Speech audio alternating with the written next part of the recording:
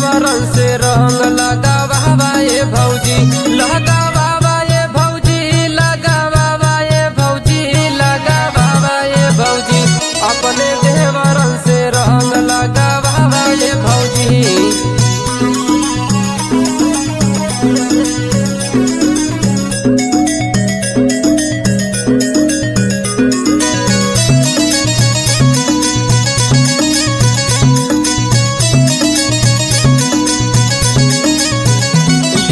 पानी रंगवा लाल रंगब तोहर दोनों गाल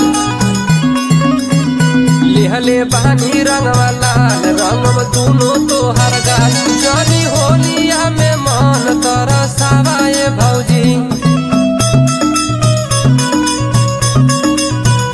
अपने देवरन से रंग डालवावा ये भौजी।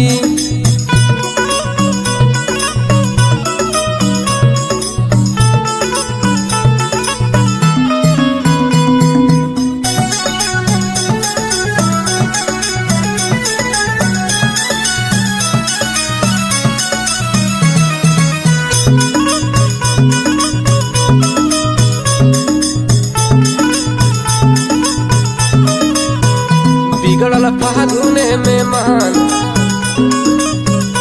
कहे बीज चमन बिगड़ल फागुने में मान कहे बीज चमन रात